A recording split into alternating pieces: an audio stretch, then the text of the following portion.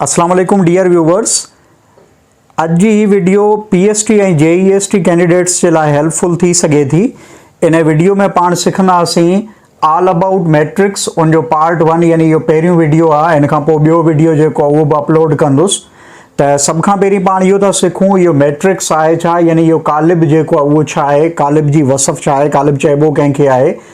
Arrangement of elements enclosed by pair of long brackets, यानी elements जेके आहिनि उनखे अरेंज कबो। एलिमेंट्स में कुछ भी थी सघनि था, नंबर्स थी सघनि था, ABC जा लेटर थी सघनि था, माण्हुनि जा नाला थी सघनि था, यानी कुछ भी थी सघनि था।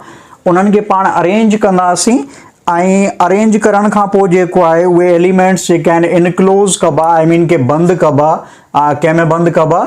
लॉन्ग ब्रैकेट्स, यानी पेयर ऑफ लॉन्ग ब्रैकेट्स, यानी लॉन्ग ब्रैकेट जेको आहे उहो हिकिड़े पासे बि ईंदी त लॉन्ग ब्रैकेट जेको आहे उहो ॿिए पासे बि ईंदी। त माना मैट्रिक्स बुनियादी तौर ते अरेंजमेंट ऑफ एलिमेंट्स आहे, यानी पाण आंसरनि खे अरेंज कंदासीं, आंसरनि खे पाण रखंदासीं ऐं रखण खां पोइ जेको आहे उनखे इनक्लोज कबो, उनखे बंदि कबो। कंहिंमें बंदि कबो? लॉन्ग ब्रैकेट जेको आहे उनजे पेयर, उनजे जोड़े सां बंदि कबो। त हिते एग्जाम्पल तौर जेको आहे मूं हिकिड़ो मैट्रिक्स A वरितो आहे। मैट्रिक्स जेके बि आहिनि उनखे ABC जे वॾनि लेटरनि सां ज़ाहिर कबो आहे ऐं उनमें एलिमेंट्स जेके आहिनि उहे कहिड़ा आहिनि?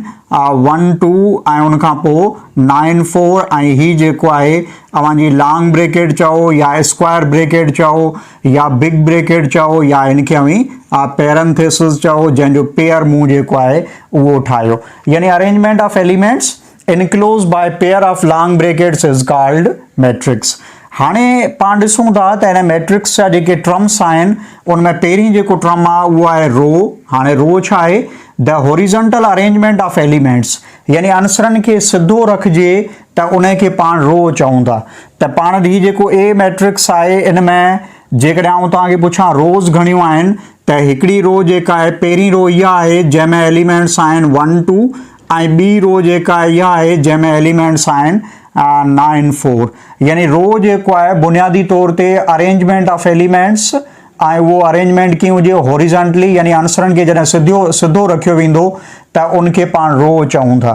ऐं कंहिं बि मैट्रिक्स में जॾहिं बि रोज़ काउंट कंदो त उहे काउंट कबियूं फ्रॉम टॉप टू बॉटम, यानी कि हीअ आहे R1 पहिरीं रो ऐं हीअ आहे R2 यानी ॿी रो।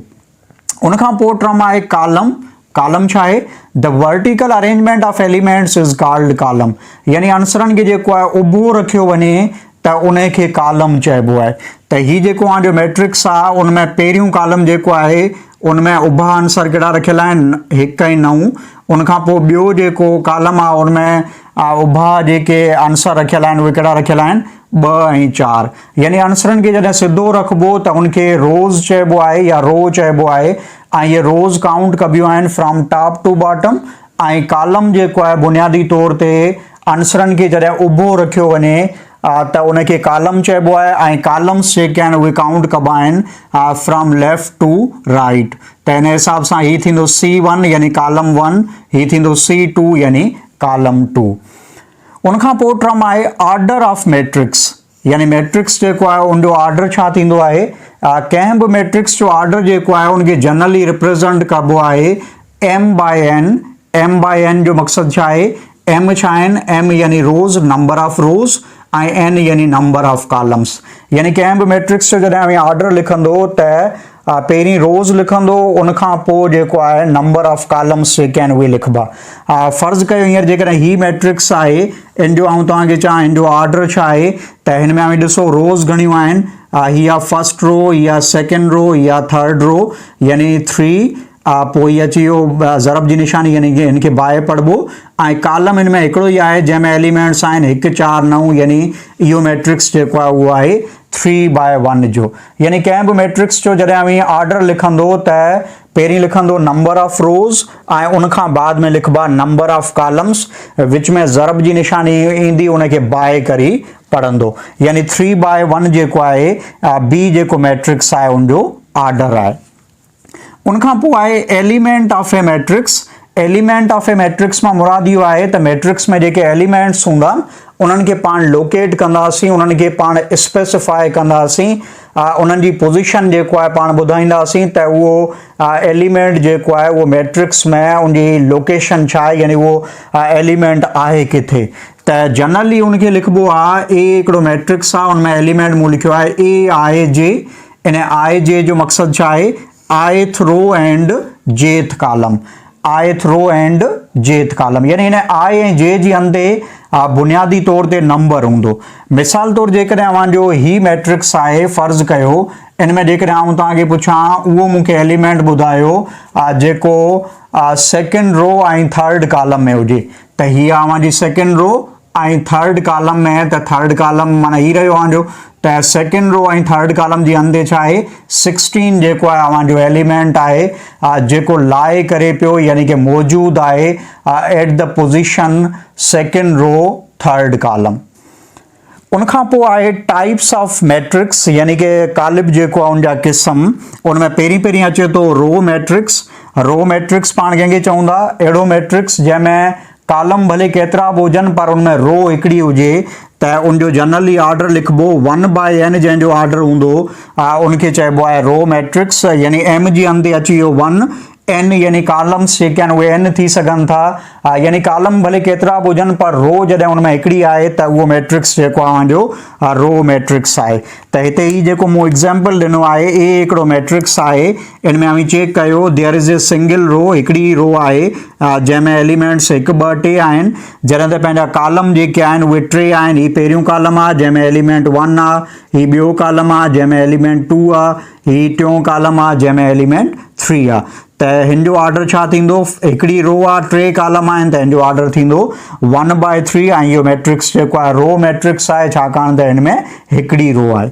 ऐं उनखां पोइ ॿियो जेको मैट्रिक्स जो टाइप आहे दैट इज़ कॉलम मैट्रिक्स।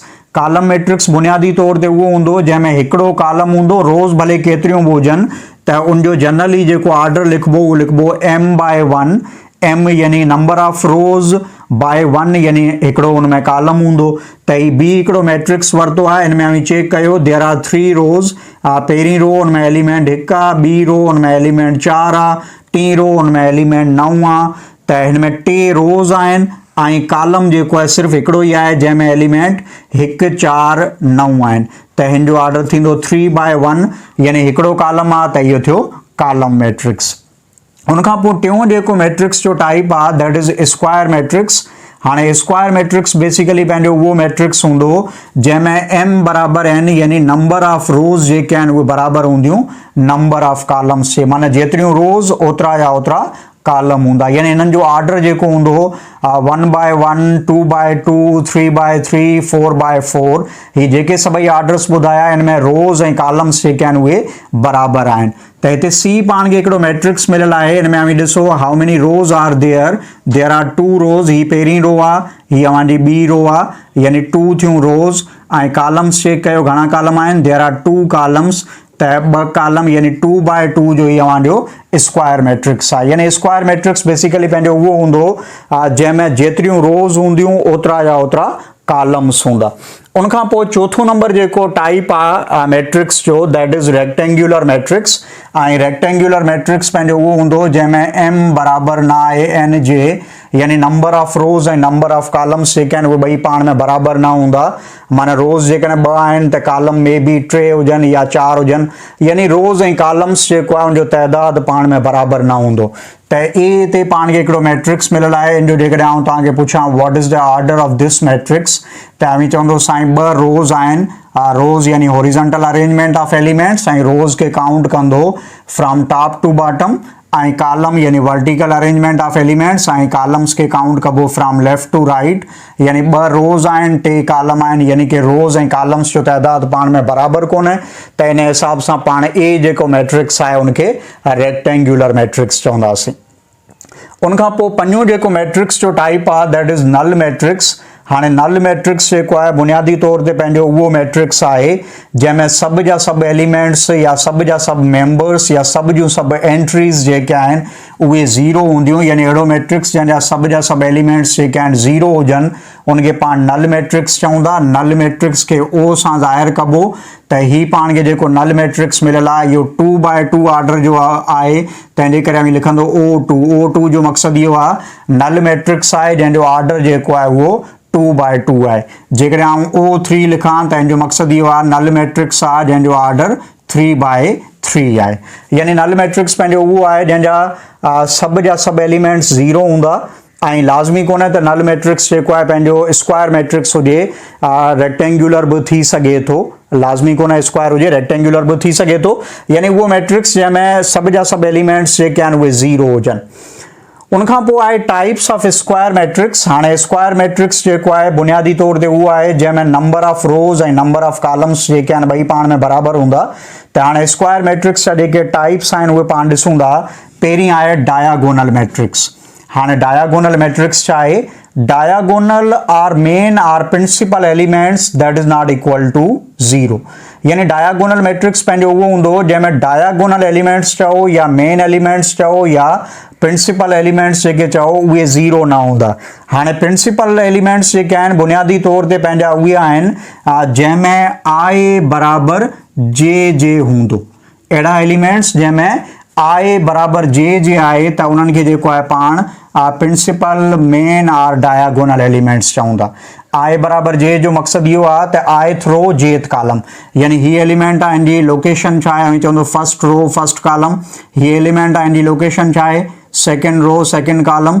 ही एलिमेंट आहे हिनजी लोकेशन छा आहे, थर्ड रो थर्ड कॉलम। यानी ही जेके एलिमेंट्स आहिनि जंहिंमें I बराबरि J आहे, यानी जेतिरी रो आहे ओतिरो जो ओतिरो कॉलम आहे। एलिमेंट जी जेको आहे पोजीशन स्पेसिफाई करण जे लाइ जेतिरो उनजी जेतिरी रो आहे ओतिरो जो ओतिरो कॉलम आहे, त इन्हनि खे पाण चवंदा diagonal R main or principal elements. यानी डायगोनल मैट्रिक्स जेको आहे उनमें इहो हूंदो त I बराबरि J जिते हूंदो उहो बराबरि ज़ीरो जे न हूंदो, यानी डायगोनल एलिमेंट्स जेके आहिनि उहे ज़ीरो न हूंदा। जॾहिं त I बराबरि न हूंदो J उहे सभई एलिमेंट्स जेके आहिनि ज़ीरो जे बराबरि हूंदा। हाणे I बराबरि J न माना मिसाल हिते हिनजी जेकॾहिं एलिमेंट जी लोकेशन ॿुधाईंदो त इहो छा थींदो, इहो थींदो फर्स्ट रो सेकेंड कॉलम, माना I बराबरि J न आहे। ही बि हिते बि फर्स्ट रो थर्ड कॉलम, ही सेकेंड रो फर्स्ट कॉलम, ही सेकेंड रो थर्ड कॉलम, ही थर्ड रो फर्स्ट कॉलम, ही थर्ड रो सेकेंड कॉलम।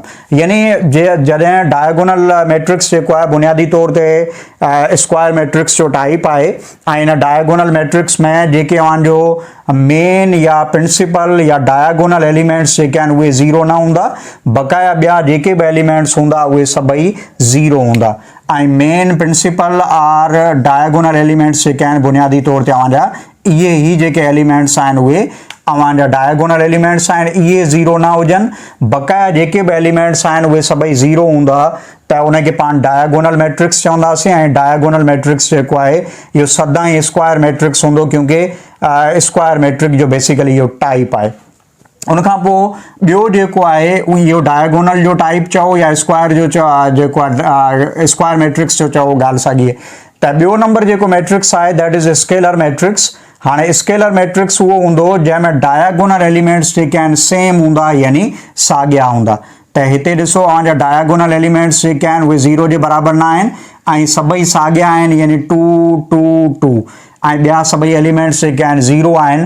त पाण चवंदासीं ही जेको आहे डायगोनल मैट्रिक्स जो वरी टाइप आहे दैट इज़ स्केलर मैट्रिक्स। यानी स्केलर मैट्रिक्स में सभई जेके डायगोनल एलिमेंट्स जेके हूंदा उहे सभई सेम हूंदा, यानी साॻिया हूंदा।